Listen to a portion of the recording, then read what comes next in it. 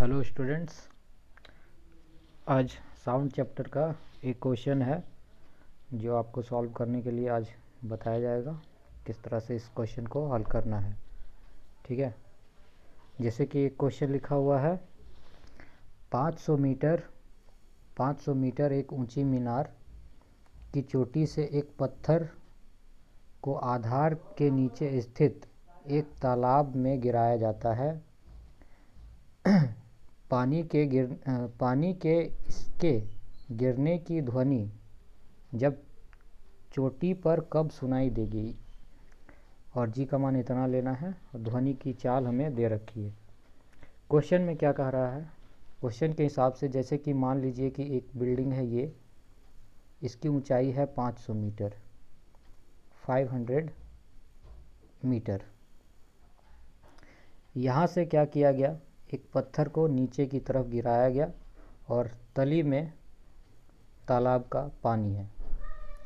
चोटी को जब नीचे गिराया गया पत्थर को तो ये तालाब में गिरेगा।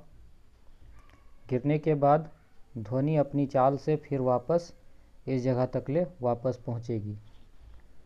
ठीक है, मान लेते हैं कि जब पत्थर को गिराया गया उस समय t1 समय लिया और फिर ये ध्वनि यहाँ से चलते हुए वापस चोटी तक ले पहुँची, उस समय t2 टाइम लिया गया। ठीक है, t2 समय लिया गया। तो हमें टोटल टाइम निकालनी है कि कितनी देर बाद हमें उस पत्थर की आवाज़, पानी की आवाज़ सुनाई देगी। तो हमें निकालना होगा कि t1 यानी पत्थर कितने समय में गिरा और फिर साउंड जो है कितने देर बाद आई। ठीक है, ये हमारे प्रैक्टिकल लाइफ से कनेक्टेड सवाल है। ठीक है, अब बढ़ते हैं हम क्वेश्चन में करना क्या है। सबसे पहले तो हम ज्ञात करेंगे t1 का वैल्यू कि पत्थर जो है कितने समय बाद जल में यानी तालाब में गिरेगा। तो दिया क्या है, दिया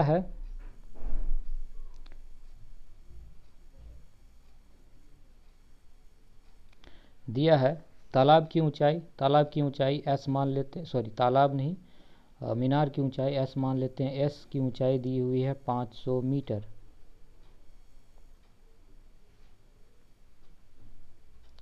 s की ऊंचाई दी हुई है 500 मीटर। अब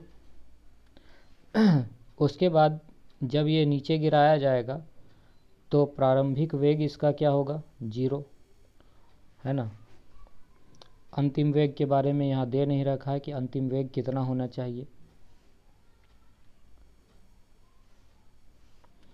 उसके बाद g का वैल्यू यहाँ पर दे रखा है कि g का वैल्यू लेना है 10 मीटर प्रति सेकेंड स्क्वायर। 10 मीटर प्रति सेकेंड स्क्वायर, g का वैल्यू 10 मीटर प्रति सेकेंड स्क्वायर। इसको पॉजिटिव वैल्यू में लेंगे। 10 मीटर प्रति सेकेंड स्क्वायर इसको प्लस में लिया जाएगा। प्लस में क्यों लिया जाएगा,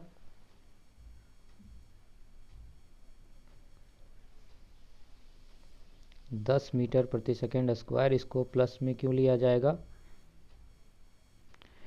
क्योंकि ये ऊपर से नीचे की ओर गिर रहा है, यानी पृथ्वी जो है इसको अपनी ओर खींच रही है, जिस कारण से यह गुरुत्वीय त्वरण का मान जो होगा प्लस 10 मीटर प्रति सेकेंड स्क्वायर होगा।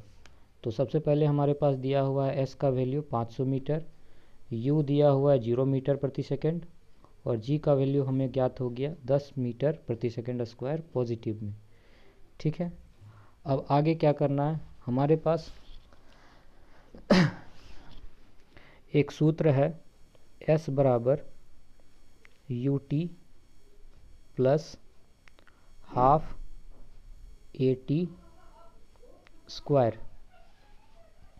यहाँ पर वैल्यू पुट करेंगे, ये s का वैल्यू 500, u 0 हो गया जिस कारण से ये पूरा मान 0 हो जाएगा, प्लस हाफ a की जगह हम लोग g का इस्तेमाल करेंगे जी का मतलब हो गया 10 और टी स्क्वायर यानी T1 का स्क्वायर। इसको सॉल्व किया जाएगा, ये 2 से कट गया 5, ठीक है, 5 इससे डिवाइड हो जाएगा यानी 100 हो जाएगा T1 स्क्वायर का वैल्यू। तो T का वैल्यू हमारे पास कितना निकल के आएगा, T का वैल्यू हमारे पास, T1 का वैल्यू हमारे पास निकल के आएगा 10 सेकेंड, ठीक है। इसका मतलब है कि बिल्डिंग से इसको यहाँ तक पहुँचने में इसको 10 सेकेंड का समय लिया, ठीक है। अब हमारे पास ध्वनि की चाल दी हुई है 340 मीटर, ठीक है, 340 मीटर प्रति सेकेंड। तो अब हम यहाँ से निकालेंगे, क्योंकि हमें पता है स्पीड यानी चाल बराबर दूरी बटा समय। समय को T2 मान लेते हैं और दूरी हमारे पास हो गई 500 मीटर, ठीक, क्योंकि ध्वनि को नीचे से ऊपर तक ले 500 मीटर तक ही चलना होगा, इसी कारण से, ठीक है। और यहाँ पर S जो है, यहाँ पर S का इस्तेमाल किया जा रहा है चाल के लिए, यहाँ पर S का इस्तेमाल किया जा रहा है चाल के लिए, चाल ही लिख लेते हैं। चाल बराबर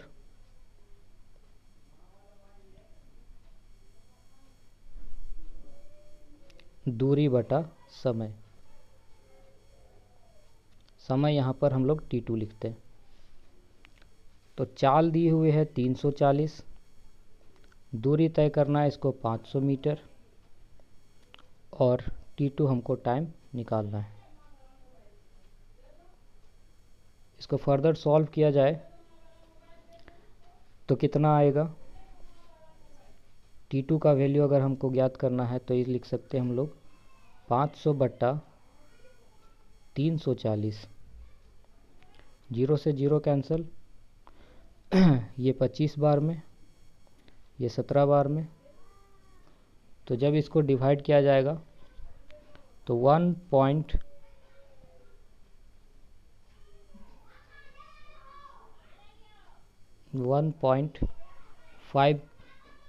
सेकेंड के आसपास आएगा, लगभग में, अप्रोक्स वैल्यू आएगा, लगभग में वैल्यू आएगा।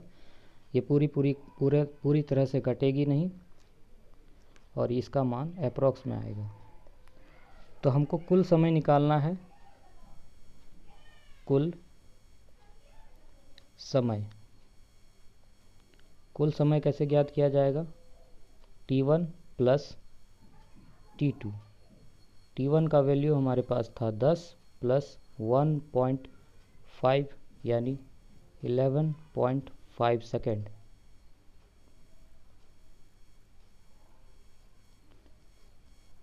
ये हमारा आंसर हो गया, यानी जो ध्वनि जो है 11.5 सेकेंड बाद हमें सुनाई देगी। तो ये था इस प्रश्न का हल। आई होप ये क्वेश्चन आपको समझ में आ गया होगा।